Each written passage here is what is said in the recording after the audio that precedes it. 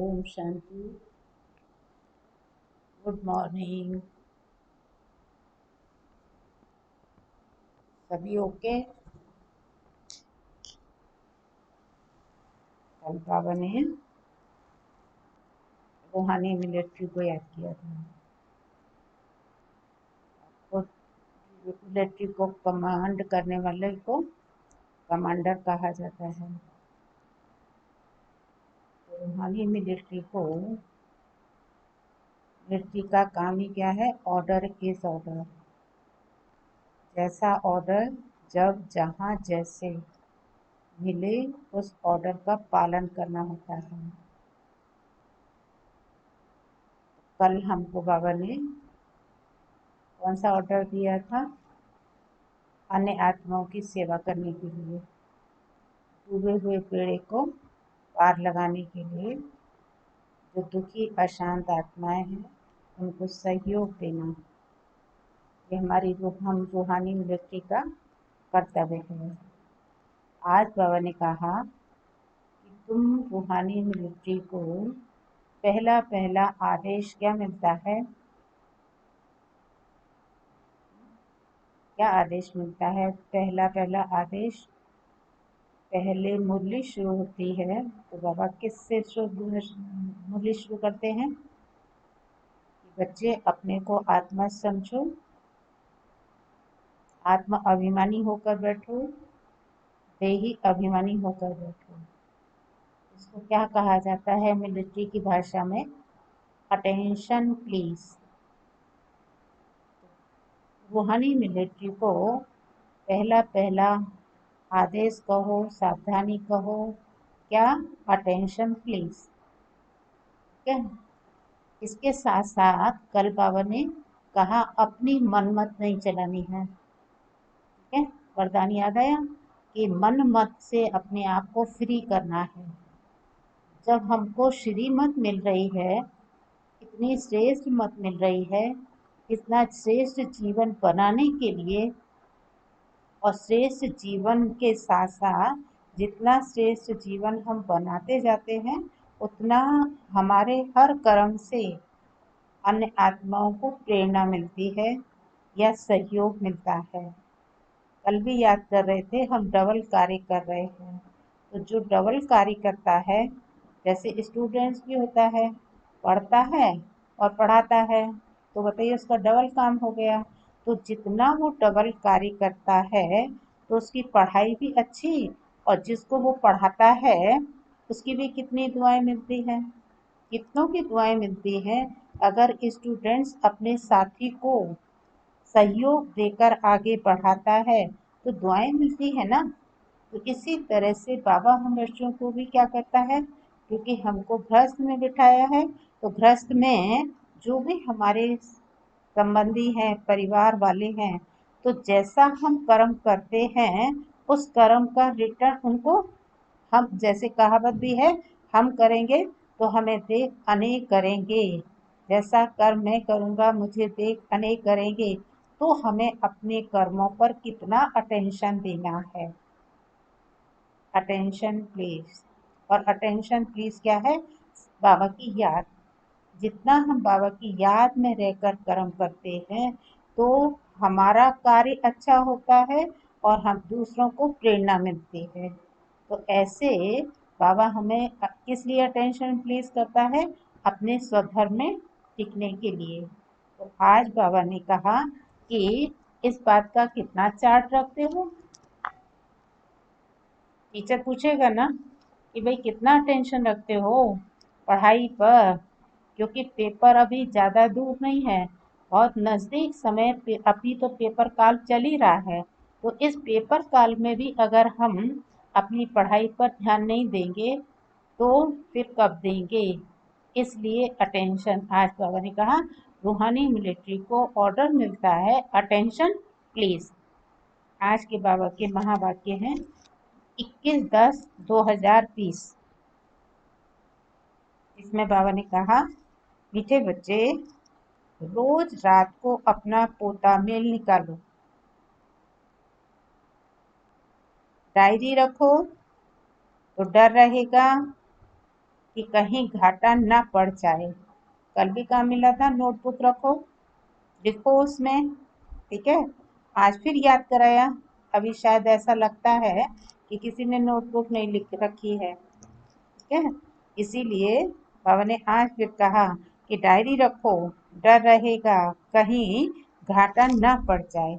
तो रोज रात को अपना पोता मेल, कल कचहरी याद कराया था, शब्द वही है, कचहरी कहो पोता मेल के लिए, समझा। उतार चढ़ाव का, घाटा फायदे नफा नुकसान का जो है हिसाब निकालना।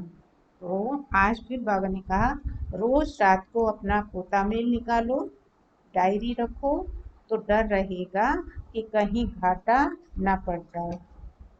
प्रश्न है, कल पहले वाले भाग्यशाली बच्चों को बाप की कौन सी बात फौरन टच होगी? टचिंग होती है? होती है। तो अपने को क्या महसूस करें?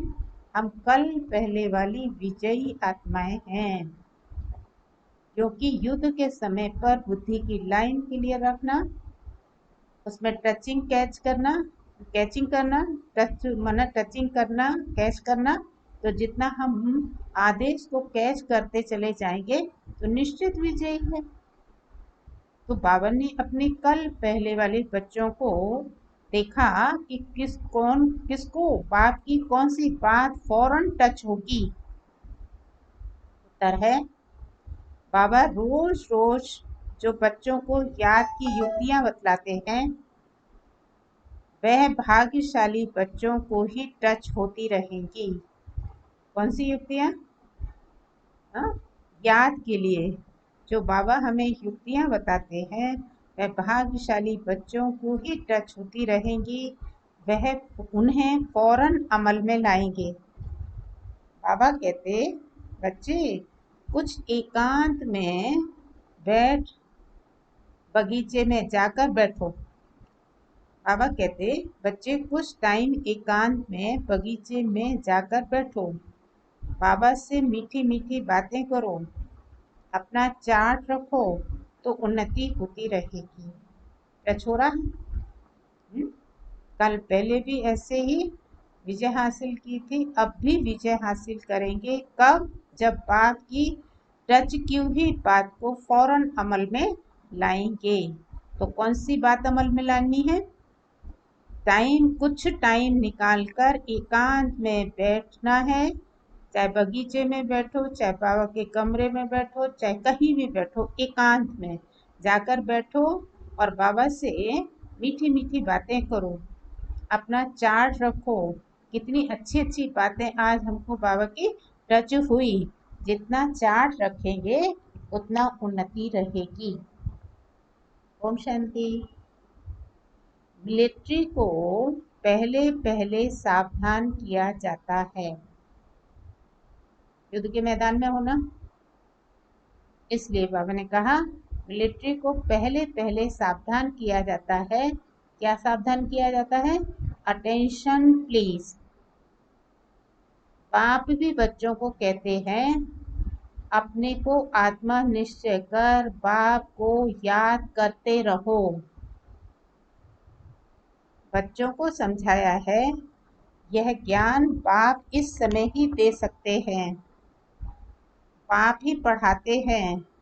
भगवानुवाच्य है ना, मूल बात हो जाती है कि यह भगवान कौन है, कौन पढ़ाते हैं, ये बात पहले समझने और निश्चय करने की होती है। तो फिर अतीन्द्रिय सुख में भी रहना है। कब आया सुख? जब हमको ये निश्चय है कि कौन भगवान किसको पढ़ाते हैं, ये जब समझा तो समझा, निश्चय हुआ, समझा, समझा या निश्चय हुआ। जितना निश्चय होता जाता है उतना अतीन्द्रिय सुख फील होना शुरू होता है। फिर अतीन्द्रिय सुख में भी रहना है। आत्मा को बहुत खुशी होनी चाहिए, हमको बेहद का बाप मिला है। बाप एक ही बार आकर मिलते हैं, किस लिए? वर्षा देने के लिए। किसका वर्षा? कौन सा वर्षा? कौन सा वर्षा? विश्व की बादशाही का वर्षा देते हैं 5000 वर्ष पहले मिसल। ये तो पक्का निश्चय है कि बाप आया हुआ है। ये भी निश्चय है या डाउट है कि बाप आया हुआ है? फिर से सहज राजयोग सिखाते हैं। सिखलाना पड़ता है। बच्चे को कोई सिखलाया नहीं जाता है। लो, सिखलाया जाता है, लेकिन बच्चे को तो कोई सिखलाया तो नहीं जाता है ना कि बच्चे तुम बाप को याद करो, लेकिन यहाँ सिखलाया जाता है। आपे ही मुख से मम्मा बाबा निकलता रहेगा, क्योंकि बाबा ने बच्चे का एग्जाम्पल दिया। बच्चे को कोई सिखलाया नहीं जाता है, आपे ही मुख से मम्मा बाबा निकलता रहेगा। क्यों? क्योंकि अक्षर तो सुनते हैं ना। ये है रूहानी बाप। आत्मा को आंतरिक गुप्त नशा रहता है। आत्मा को ही पढ़ना है। परम पिता परमात्मा तो नॉलेजफुल है ही, वह कोई से पढ़ा नहीं है। उनमें नॉलेज है ही। किसकी नॉलेज है? यह भी तुम्हारी आत्मा समझती है। किसकी नॉलेज है? आत्मा की है। परमात्मा स्वयं अपना परिचय देते हैं। सृष्टि के आद मद अंत की नॉलेज है, यह भी तुम्हारी आत्मा समझती है। बाबा में सारे सृष्टि के आद मद अंत की नॉलेज है। कैसे एक धर्म की स्थापना और अनेक धर्मों का विनाश होता है, ये सब जानते हैं। इसलिए उनको जाने जाननहार कह देते हैं। जाने जाननहार का अर्थ क्या है, यह भी कोई बिल्कुल जानते ही नहीं। अभी तुम बच्चों को बाप ने समझाया है कि यह स्लोगन भी जरूर लगाओ कि मनुष्य होकर अगर क्रिएटर और रचना के आद मद अंत और ड्यूरेशन रिपीटेशन को नहीं जाना तो क्या कहा जाएगा। यह रिपीटेशन अक्षर भी बहुत जरूरी है। करेक्शन तो होती रहती है ना। गीता का भगवान कौन? ये चित्र बड़ा फर्स्ट क्लास है। सारे वर्ल्ड में ये है सबसे नंबर 1 फूल। कौन सी? गीता के भगवान की। ये चित्र भी फर्स्ट क्लास है। सारे वर्ल्ड में ये है सबसे नंबर 1 फूल। परम पिता परमात्मा को न जानने के कारण फिर कह देते हैं कि सब भगवान के रूप हैं। जैसे छोटे बच्चे से पूछा जाता है, तुम किसका बच्चा? कहेंगे फलाने का। फलाना किसका बच्चा? फलाने का। और फिर कह देंगे वह हमारा बच्चा। जब नहीं याद आएगा कि हम वो फलाना किसका बच्चा, नहीं याद आएगा तो क्या कहेंगे? वो हमारा बच्चा। वैसे ये भी भगवान को जानते नहीं तो कह देते हैं कि हम भगवान ही हैं। इतनी पूजा भी करते हैं परंतु समझते नहीं किसकी पूजा करते हैं, समझते ही नहीं। तो गाया जाता है, ब्रह्मा की रात तो जरूर ब्राह्मण ब्राह्मणियों की भी रात होगी। पूजा करते हैं, समझते नहीं है तो जरूर रात तो कहा जाएगा ना। तो ब्रह्मा की रात है तो ब्रह्मा के साथ ब्राह्मण ब्राह्मणियों की भी रात होगी। ये सब धारण करने की बातें हैं। ये धारणा उनको होगी, किनको? जो योग में रहते हैं। याद को ही बल कहा जाता है। ज्ञान तो है सोर्स ऑफ इनकम। याद से शक्ति मिलती है जिससे विकर्म विनाश होते हैं। तुम्हें बुद्धि का योग बाप से लगाना है। ये ज्ञान बाप अभी ही देते हैं, फिर कभी ही मिलता ही नहीं है। सारे कल्प में ये ज्ञान फिर कभी मिलता ही नहीं है, सिवाय बाप के कोई दे ना सके। बाकी सब है भक्ति मार्ग के शास्त्र, कर्म कांड की क्रियाएं, उनको ज्ञान नहीं कहेंगे। स्पिरिचुअल नॉलेज एक बाप के पास है और वह ब्राह्मणों को ही देते हैं। और कोई के पास स्पिरिचुअल नॉलेज होती ही नहीं। दुनिया में कितने मठ पंथ हैं, कितनी मतें हैं। बच्चों को समझाने में भी कितनी मेहनत होती है।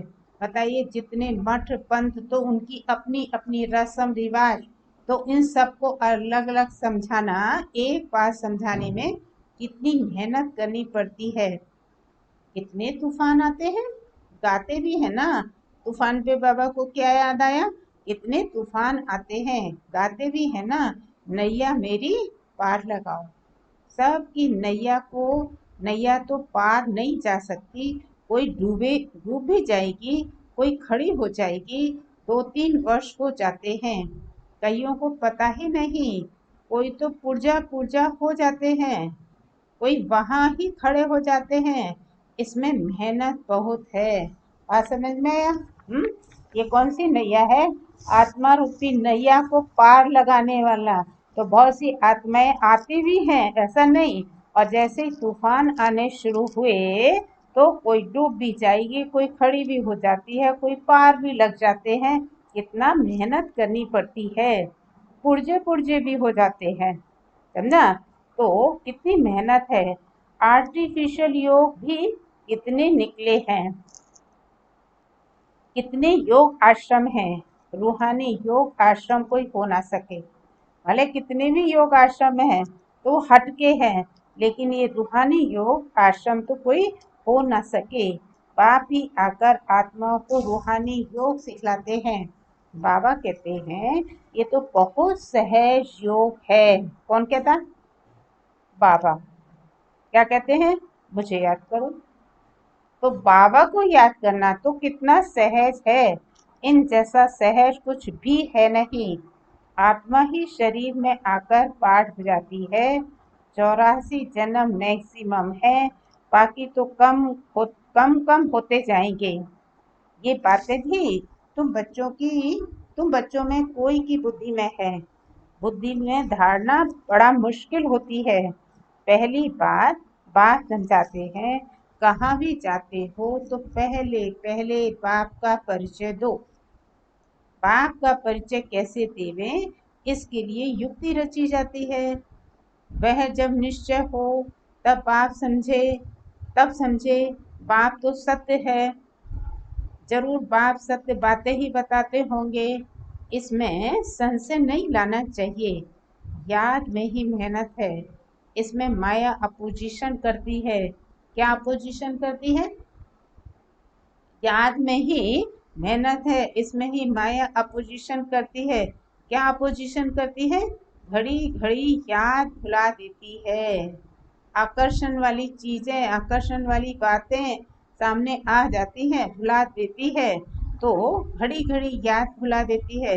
इसलिए बाबा कहते हैं चार्ट लिखो, तो बाबा भी देखे कि कौन कितना याद करते हैं। %, भी चार्ट नहीं रखते हैं। कोई कहते हम तो सारा दिन याद में रहता हूँ। बाबा कहते ये तो बड़ी मुश्किल है। सारा दिन रात तो बांधेलियां जो मार खाती रहती हैं वह याद में नहीं रहती होंगी।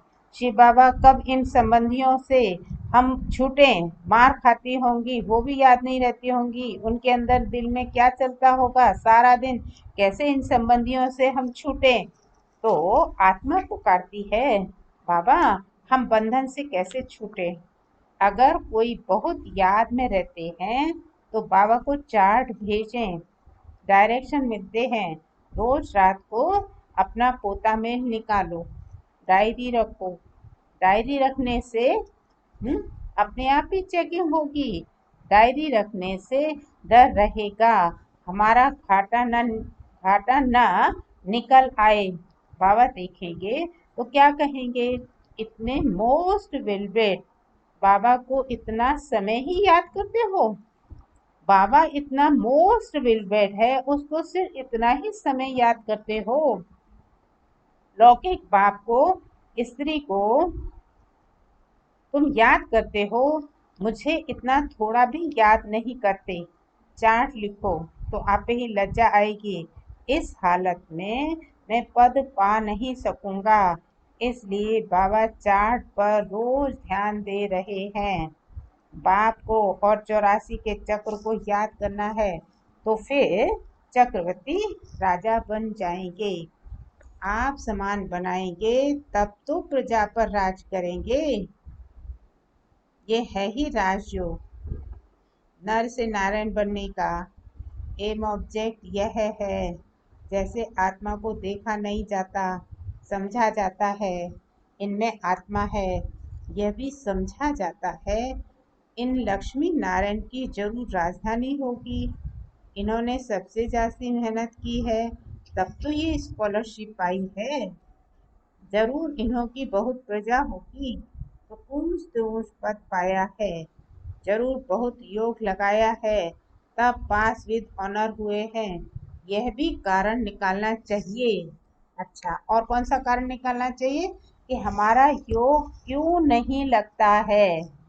इतना समय याद करते वो ठीक है, लेकिन आज बाबा ने क्या कहा, कितना क्यों नहीं हमारा योग लगता है, बुद्धि कहाँ कहाँ भटकती है, हमारा योग क्यों नहीं लगता है। धंधे आदि के झंझट में बहुत बुद्धि चली जाती है। उनसे टाइम निकाल इस तरफ जास्ती ध्यान देना चाहिए। कुछ टाइम निकाल कर बगीचे में एकांत में बैठना चाहिए। फीमेल तो जा ना सके, उनको तो घर संभालना होता है, पुरुषों को तो सहज है। कल पहले वाले जो भाग्यशाली बच्चे होंगे उनको ही ये सब बातें टच होंगी। क्या टच होंगी, आज बाबा ने ये कहा तो जरूर हमें इस बात को अमल में लाना है। तो ये टच होगी। पढ़ाई तो बहुत अच्छी है, बाकी हर एक की बुद्धि अपनी होती है। कैसे भी करके बाप से वर्षा लेना है। बाप डायरेक्शन सब देते हैं, करना तो बच्चों को ही है ना। बाबा डायरेक्शन देंगे, जनरल डायरेक्शन देंगे। एक एक पर्सनल भी आकर कोई पूछे तो राय दे सकते हैं। तीर्थों पर बड़े बड़े पहाड़ों पर जाते हैं तो पंडित लोग सावधान करते रहते हैं, बड़ी मुश्किलात से जाते हैं। तुम बच्चों को तो बहुत सहज युक्ति बताते हैं। बाप को याद करो, शरीर का भान खत्म करना है। बाप कहते हैं मुझे याद करो। बाप आकर नॉलेज दे चले जाते हैं। आत्मा जैसा तीखा रॉकेट और कोई नहीं हो सकता। वो लोग मून आदि तरफ जाने में कितना टाइम वेस्ट करते हैं, यह भी ड्रामा में नून है। ये साइंस का हुनर भी हाँ क्या काम करता है, साइंस का हुनर भी विनाश में मदद करता है। वह है साइंस और तुम्हारी है साइलेंस। अपने को आत्मा समझ बाप को याद करना है। ये है डेड साइलेंस। मैं आत्मा शरीर से अलग हूँ। यह शरीर पुरानी जुत्ती है। सर्व कछुए के मिसाल भी तुम्हारे लिए हैं। तुम ही कीड़े जैसे मनुष्यों को भूं भूं कर मनुष्य देवता बनाती हो। विषय सागर से क्षीर सागर में ले जाना ये तुम्हारा काम है। सन्यासियों को ये यज्ञ तप आदि कुछ भी करना नहीं है। भक्ति और ज्ञान है ही गृहस्थियों के लिए। उन्हों को तो सतयुग में आना ही नहीं है। किसको, सन्यासियों को यज्ञ तप आदि करना कुछ नहीं करना है। उनको तो बस एक धुन लगानी है, साधना करनी है, ब्रह्म में लीन हो जाने का संकल्प लेकर साधना करनी है। तो भाई ने कहा उनको तो यज्ञ तप आदि कुछ करना नहीं है। भक्ति और ज्ञान है ही गृहस्थियों के लिए। उन्हों को सतयुग में तो आना ही नहीं है। वे क्या जाने इन बातों से। कौन सी बातों से, सन्यासियों को कौन सी बातें हैं, वो क्या जाने इन बातों को। गृहस्थियों की बातों को वो क्या जाने, सुख की बातों को वो क्या जाने, राज्य की बातों को वो क्या जाने। निवृत्ति मार्ग वाले राज्य की राजाई की बातें क्या जाने। ये सब ड्रामा में नून है। इस निवृत्ति मार्ग वालों की भी ये सब ड्रामा में नून है। जिन्होंने पूरे 84 जन्म लिए हैं वही ड्रामा अनुसार आते रहेंगे। इसमें भी नंबर वार निकलते रहेंगे। माया बड़ी प्रबल है, आंखें बड़ी क्रिमिनल हैं। ना। माया प्रबल है, कब होती है? आंखें भी बड़ी क्रिमिनल हैं।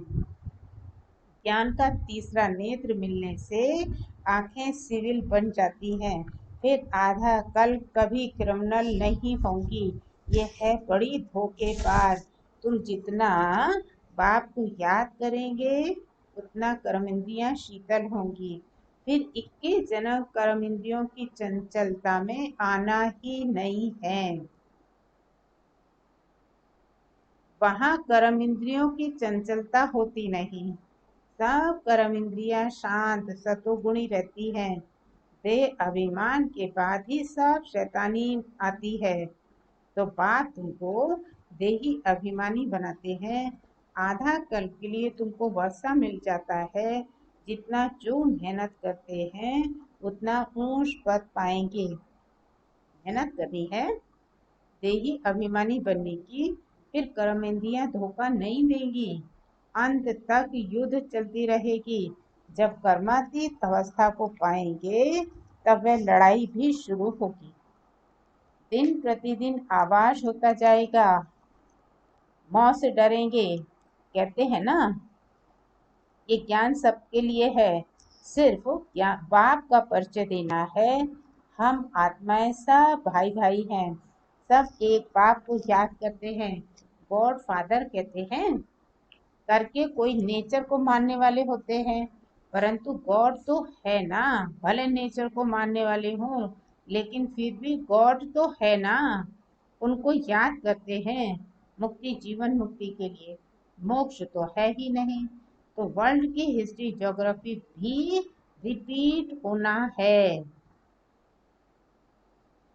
बुद्धि भी कहती है जब सतयुग था तो एक ही भारत था, मनुष्य तो कुछ भी जानते नहीं। इन लक्ष्मी नारायण का रास्ता ना, लाखों वर्ष की बात तो हो ना सके।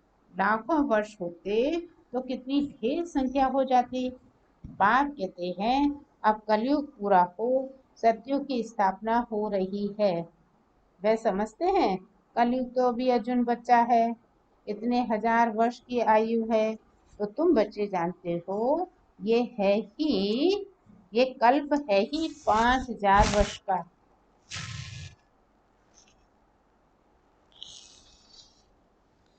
भारत में ही ये भारत में ही यह स्थापना हो रही है। भारत ही अब स्वर्ग बन रहा है। अभी हम श्रीमत पर ये राज्य स्थापन कर रहे हैं। तो अब आप कहते हैं माम एकम याद करो। पहला पहला शब्द ही यह तो। जब तक बाप का निश्चय नहीं होगा तब तक वो प्रश्न पूछते ही रहेंगे, फिर कोई बात का उत्तर नहीं मिलेगा। बहुत अच्छी बात है। पहला पहला निश्चय किस बात पे? बाप पे या भगवान पे ना। बाप भी श्रेष्ठ होता है परिवार में, और भगवान तो है ही, समझा। तो बाप है बेहद का, भगवान है वो भी बेहद का। भगवान पर निश्चय हो जाए तो वो जो कहेगा मानेंगे ना। निश्चय है तो मानेंगे, चाहे कुछ भी हो जाए, रॉन्ग भी कहेगा तो भी सदवतन महाराज। तो इतना निश्चय निश्चय है तो हर बात अमल में आती रहेगी। तो अपने निश्चय को देखें, अमल में आती है। अमल में आती है तो अमल में जितनी अमल में आती है उसी आधार से निश्चय।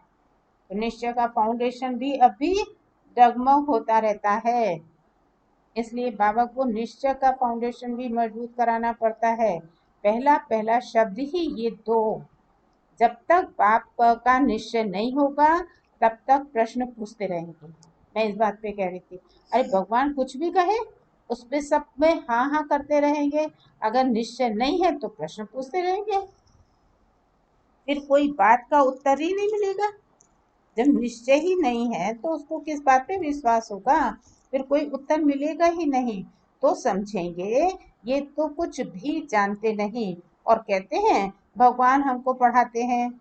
इसलिए पहले पहले तो एक ही बात पर ठहर जाओ। पहले बाप का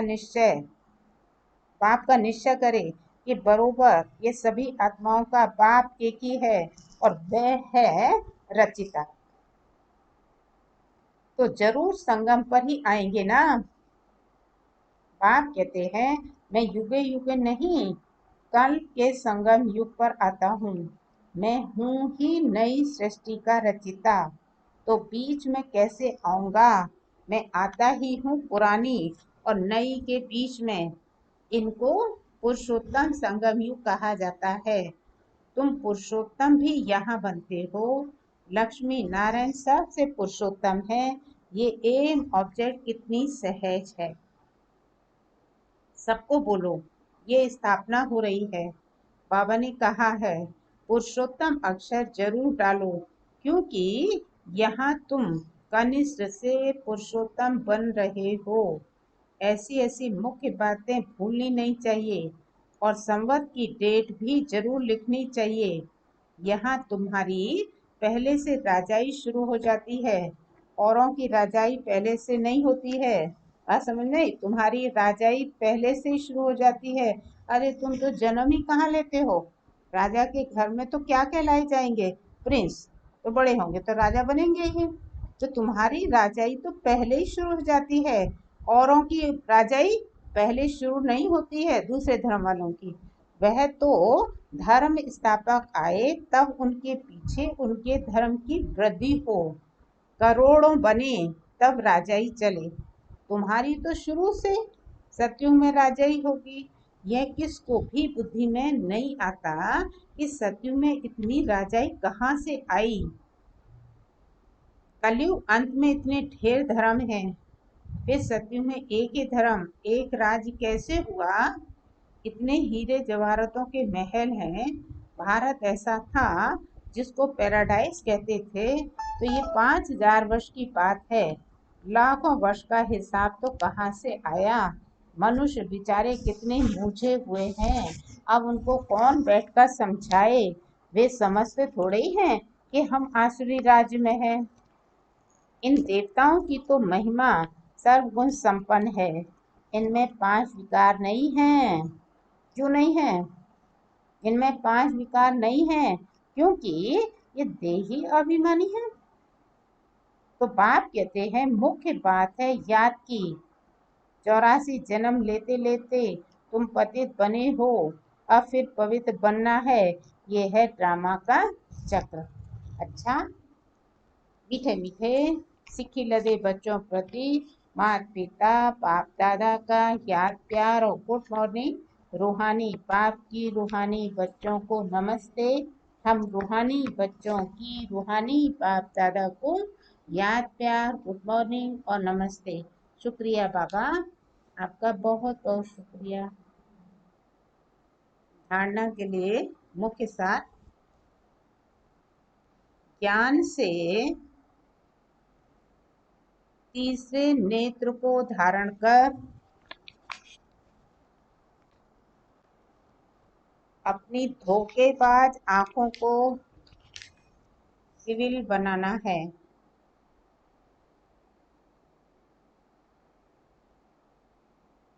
ज्ञान के तीसरे नेत्र को धारण कर अपनी धोखेबाज आंखों को सिविल बनाना है।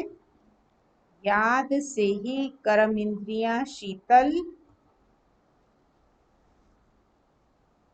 सतोगुणी बनेगी। इसलिए यही यही मेहनत करनी है।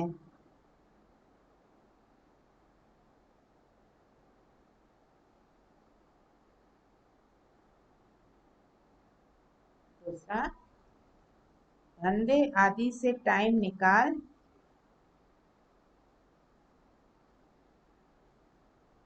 एकांत में जाकर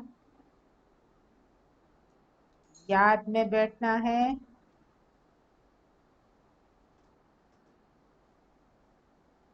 कारण देखना है कि हमारा योग क्यों नहीं लगता है। अपना चार्ट जरूर रखना है।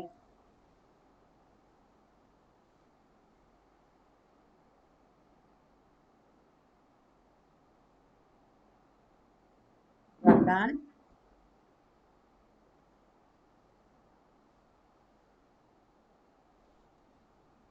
निर्णय शक्ति और कंट्रोलिंग पावर द्वारा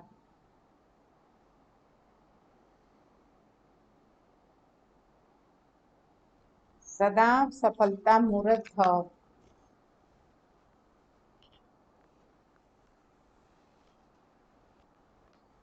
किसी भी अलौकिक या लौकिक कार्य में सफलता प्राप्त करने के लिए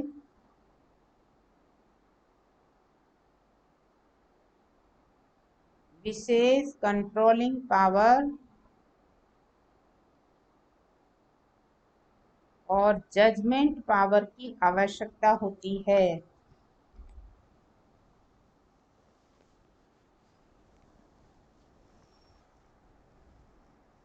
क्योंकि जब कोई भी आत्मा आपके संपर्क में आती है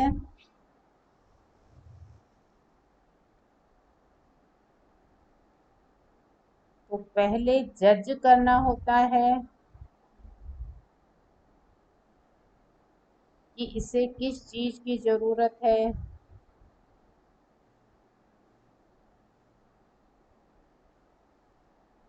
नब्ज द्वारा परख कर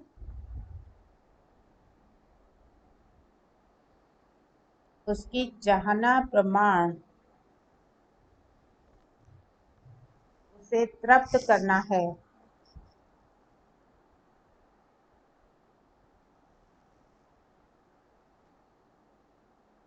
और स्वयं की कंट्रोलिंग पावर से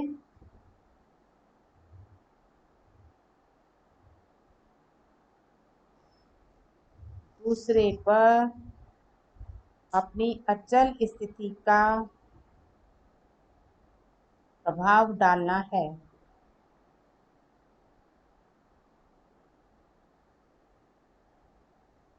यही दोनों शक्तियां सेवा के क्षेत्र में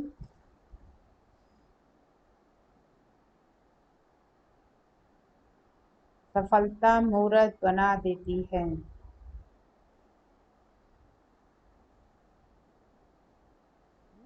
कौन सी दोनों शक्तियां? निर्णय और कंट्रोलिंग पावर।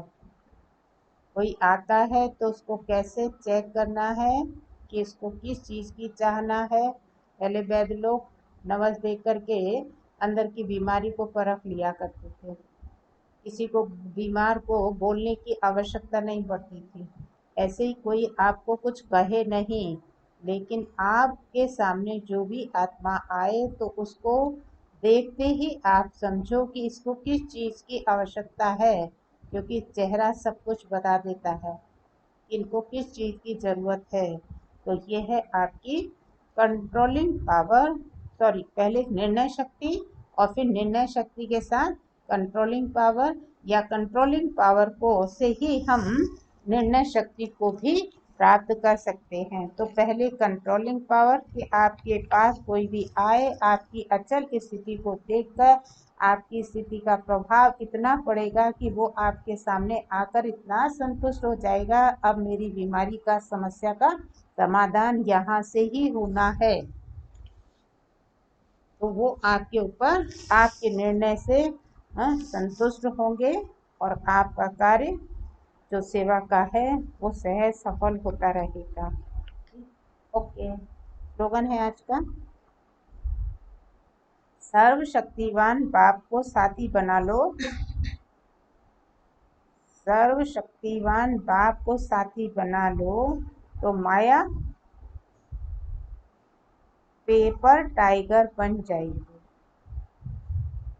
नाम सुना है पेपर टाइगर? हाँ, दुनिया में देखते हैं, बच्चों को देते हैं खिलौने ला ला के पेपर, वो बच्चे कितने खुश होते हैं। ऐसे ही बाबा ने कहा बच्चे तो पेपर टाइगर को देखकर खुश होते हैं और बड़े पेपर टाइगर को देखकर डर जाते हैं। इसलिए बाघ को अपना साथी बनाओ तो माया क्या हो जाएगी? Paper tiger. Okay, Om Shanti. आज बाबा की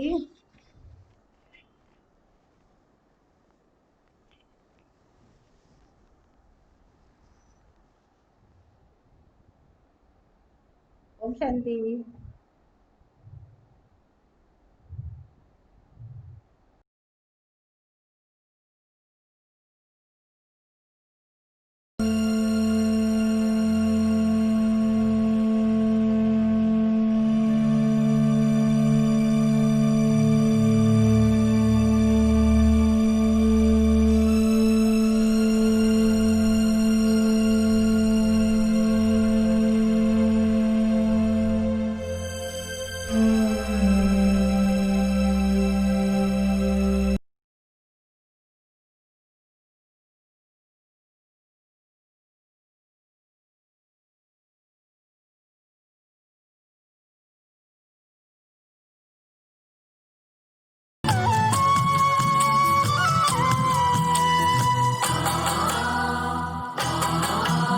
तुम्हें सौंप कर सब चिंता फिकर, तुम्हें सौंप कर सब चिंता फिकर, देह दुनिया से हम हो गए बेखबर।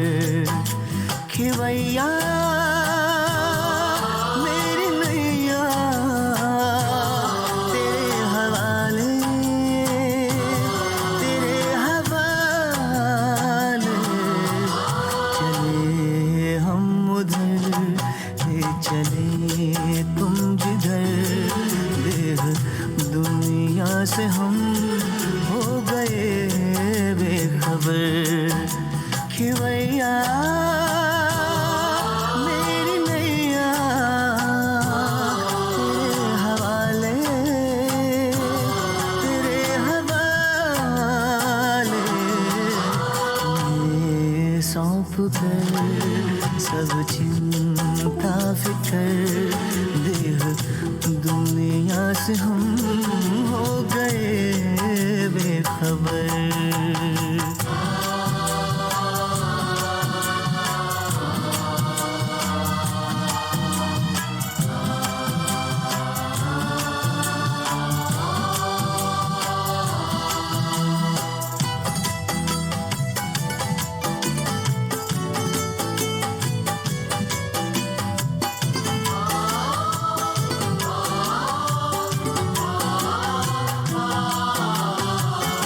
सोचूं भी क्या सोचने से भी पहले, बन जाते काम मेरे करने से पहले। ओ सोचूं भी क्या सोचने से भी पहले, बन जाते काम मेरे करने से पहले, बन जाते काम मेरे करने से पहले। ऐ खुदा दोस्त तारीफ क्या मैं करूं, ऐ खुदा दोस्त तारीफ क्या मैं करूं। ये सब है तेरी खूबियों का असर। खिवैया मेरी नैया तेरे हवाले, तेरे हवाले। चले हम उधर, ले चले तुम जिधर, देह दुनिया से हम हो गए बेखबर।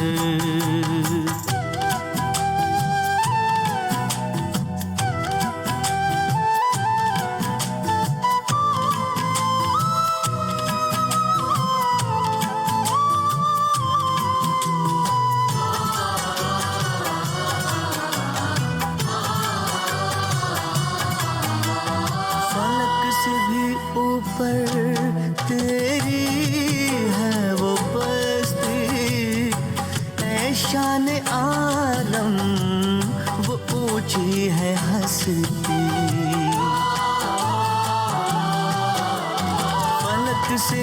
ऊपर तेरी है वो बस्ती, ऐ शान आलम वो ऊंची है हस्ती, ऐ शान आलम वो ऊंची है हस्ती। तेरी नजरें इनायत है मुझ पे करम, तेरी नजरें इनायत है मुझ पे करम। तूने अपना बनाया किया रुख किधर, कि भैया मेरी नैया तेरे हवाले, तेरे हवाले। तुम्हें सौंप कर सब चिंता फिकर, देह दुनिया से हम हो गए बेखबर।